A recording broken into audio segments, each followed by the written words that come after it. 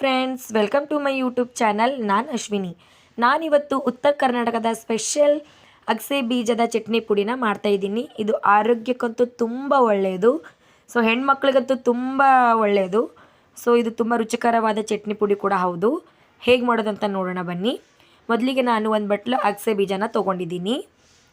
ನಿಮ್ಮ ಖಾರಕ್ಕೆ ಎಷ್ಟು ಬೇಕಾಗುತ್ತೋ ಅಷ್ಟು ಅಚ್ಚ ಖಾರದ ಪುಡಿನ ತೊಗೊಳ್ಳಿ. ಉಪ್ಪು, ಜೀರಿಗೆ, ಬೆಲ್ಲ, ಹುಣಸೆ ಹಣ್ಣು ಮತ್ತು ಬೆಳ್ಳುಳ್ಳಿ ಒಂದು 15ರಿಂದ 20 ಹೆಸರು ಬೆಳ್ಳುಳ್ಳಿ ತೊಗೊಂಡಿದ್ದೀನಿ. ನೀವು ಎಷ್ಟು ಕ್ವಾಂಟಿಟಿಲಲ್ಲಿ ಮಾಡ್ತೀರಿ ಅಲ್ಲಿ ಹೆಚ್ಚು ಕಡಿಮೆನ ಮಾಡ್ಕೊಳ್ಳಿ ನೀವು. ಇವಾಗ ಗ್ಯಾಸ್ ಹಚ್ಬಿಟ್ಟು ಒಂದು ಪಾತ್ರೆನ ಇಟ್ಕೊಂಡಿದ್ದೀನಿ. ಪಾತ್ರೆ ಬಿಸಿ ಆಗಲಿ. ಇವಾಗ ಬಿಸಿಯಾಗಿದೆ. ನಾನು ಅಗಸೆ ಬೀಜನ ಹಾಕೋತಾ ಇದ್ದೀನಿ. ಹಾಕ್ಕೊಂಡ್ಬಿಟ್ಟು ಇದು ಚೆನ್ನಾಗಿ ಮೀಡಿಯಮ್ ಫ್ಲೇಮಲ್ಲಿ ಹುರ್ಕೊಳ್ಳಿ. ಯಾರೆಲ್ಲ ನನ್ನ ಚಾನಲ್ ಹೊಸ್ದಾಗಿ ನೋಡ್ತಿದ್ದಾರಾ ಪ್ಲೀಸ್ ಸಪೋರ್ಟ್ ಮಾಡಿ, ಶೇರ್ ಮಾಡಿ, ಕಾಮೆಂಟ್ ಮಾಡಿ, ಲೈಕ್ ಮಾಡಿ, ಸಬ್ಸ್ಕ್ರೈಬ್ ಆಗೋದನ್ನು ಮರಿಬೇಡಿ. ಇವಾಗ ಇದು ಸರಿಯಾಗಿ ನಾವು ಮೀಡಿಯಮ್ ಫ್ಲೇಮಲ್ಲಿ ಇಟ್ಕೊಂಡು ಹುರ್ಕೊಳ್ಬೇಕು. ಇದು ಹಳ್ಳಿಗಳಲ್ಲಿ ತುಂಬ ಜಾಸ್ತಿ ಯೂಸ್ ಮಾಡ್ತಾರೆ. ಕಂಪಲ್ಸರಿ ಎಲ್ಲರೂ ಮನೇಲಿ ಇರುತ್ತೆ. ಇದು ಆರೋಗ್ಯಕ್ಕಂತೂ ತುಂಬ ಒಳ್ಳೆಯದು.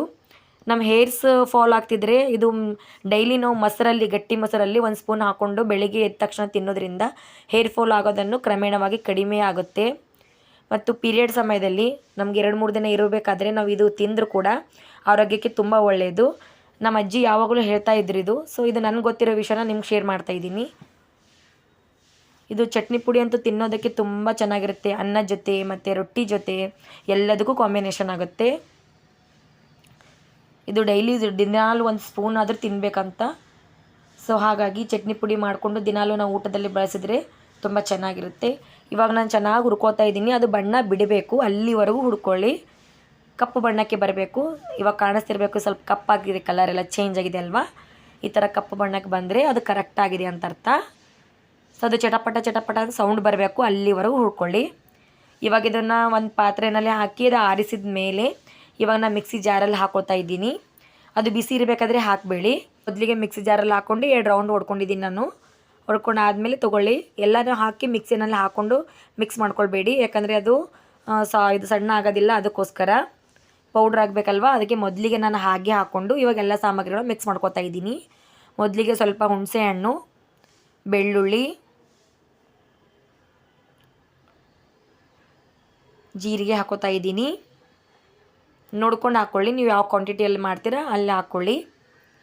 ಬೆಲ್ಲ, ಸ್ವಲ್ಪ ಬೆಲ್ಲ ಹಾಕೋತಾ ಇದ್ದೀನಿ. ಅಚ್ಚ ಖಾರದ ಪುಡಿ, ನಿಮ್ಮ ಖಾರಕ್ಕೆ ಎಷ್ಟು ಅನುಗುಣವಾಗಿ ಬೇಕಾಗುತ್ತೋ ಅಷ್ಟನ್ನು ಹಾಕ್ಕೊಳ್ಳಿ. ಬಿಸಿ ಇರೋದ್ರಲ್ಲಿ ಹಾಕೋಬಾರ್ದು, ಆರಿಸ್ಬಿಟ್ಟೆ ಹಾಕ್ಕೊಳ್ಳಿ. ಆವಾಗ ಅದು ಚಟ್ನಿ ಕರೆಕ್ಟಾಗಿ ಬರುತ್ತೆ. ಇಲ್ಲಾಂದರೆ ಅದು ಮುದ್ದೆ ಥರ ಆಗುತ್ತೆ. ಅದಕ್ಕೋಸ್ಕರ ರುಚಿಗೆ ತಕ್ಕಷ್ಟು ಉಪ್ಪು, ಇಷ್ಟಿದ್ದರೆ ನಮ್ಮ ಚಟ್ನಿ ಪುಡಿ ರೆಡಿ ಆಗುತ್ತೆ. ಉಪ್ಪು ಹಾಕ್ಕೊಂಡು ಈಗ ಮಿಕ್ಸಿನಲ್ಲಿ ಪೌಡ್ರ್ ಮಾಡ್ಕೊತಾ ಇದ್ದೀನಿ. ಸೊ ಪೌಡ್ರ್ ಮಾಡ್ಕೊಂಡು ಆಗಿದೆ. ಇವಾಗ ನೋಡಿ ನಮ್ಮ ಚಟ್ನಿ ಪುಡಿ ಹೇಗೆ ರೆಡಿ ಆಗಿದೆ ಅಂತ ನೋಡಿ. ವಾವ್, ಎಷ್ಟು ಚೆನ್ನಾಗಿ ಪೌಡ್ರ್ ಆಗಿದೆ ಅಲ್ವಾ. ಇಷ್ಟಾದರೆ ಕರೆಕ್ಟಾಗಿರುತ್ತೆ. ತಿನ್ನೋದಕ್ಕಂತೂ ತುಂಬ ಚೆನ್ನಾಗಿರುತ್ತೆ. ಇವಾಗೆಲ್ಲ ಸಿಟಿಗಳಲ್ಲೆಲ್ಲ ಮಾಡೋದಿಲ್ಲ, ಹಳ್ಳಿಗಳಲ್ಲಿ ಕಾಮನ್ನಾಗಿ ಮಾಡ್ತಾರೆ. ಸೊ ಇದು ಆರೋಗ್ಯಕ್ಕೆ ಒಳ್ಳೆಯದು. ನಮ್ಮ ಮಕ್ಕಳಿಗೆ ಈಗಿಂದ ನಾವು ಕಲಿಸ್ಬೇಕು. ಹಿರಿಯರು ಏನು ಮಾಡಿರ್ತಾರಲ್ವ ಅದೆಲ್ಲ ಆರೋಗ್ಯಕ್ಕೆ ಒಳ್ಳೇದಿರೋದೇ ಮಾಡಿರ್ತಾರೆ. ಸೊ ಅದಕ್ಕೋಸ್ಕರ ನಾವು ಈ ಥರ ಎಲ್ಲ ಮಾಡಿ ನಮ್ಮ ಮಕ್ಕಳಿಗೆ ಕೊಟ್ಟರೆ ಮುಂದಿನ ಜನ್ರೇಷನ್ ಮಕ್ಕಳು ಕೂಡ ಕಲಿತಾರೆ. ಅದಕ್ಕೋಸ್ಕರ ನಾನು ಸಿಟಿನಲ್ಲಿ ಇರೋದ್ರಿಂದ ಈ ಕೆಲವೊಂದು ಜನಕ್ಕೆ ಇದು ಏನಂತಾರಂತ ಗೊತ್ತೇ ಇಲ್ಲ. ಸೊ ನಮ್ಮಮ್ಮ ಯಾವಾಗಲೂ ಈ ಥರ ಮಾಡಿ ನಂಗೆ ಕೊಟ್ಟು ಕಳಿಸ್ತಾರೆ. ನಮ್ಮ ಮನೇಲಿ ಯಾವಾಗಲೂ ಫಿಕ್ಸ್ ಇದು ಇರುತ್ತೆ. ಸೊ ನೀವು ಮಾಡಿ ಕೊಟ್ಟು ತಿನ್ನಿ, ತುಂಬ ಚೆನ್ನಾಗಿರುತ್ತೆ. ನೋಡಿ ಫೈನಲ್ ಆಗಿ ರೆಡಿಯಾಗಿದೆ ಅಲ್ವಾ ನಮ್ಮ ಚಟ್ನಿ ಪುಡಿ. ಎಷ್ಟು ಚೆನ್ನಾಗಿ ಬಂದಿದೆ, ಘಮ್ ಅಂತಿದೆ, ಅಷ್ಟು ಚೆನ್ನಾಗಿ ಸ್ಮೆಲ್ ಬರ್ತಿದೆ. ವಾವ್, ನೋಡಿ ರೆಡಿಯಾಗಿದೆ. ನಾನು ಇನ್ನೊಂದು ಚೂರು ಹಾಕೋತಾ ಇದ್ದೀನಿ.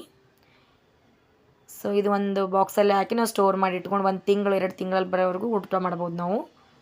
ಹೀಗೆ ಸಪೋರ್ಟ್ ಮಾಡ್ತಾಯಿರಿ friends. Thank you so much.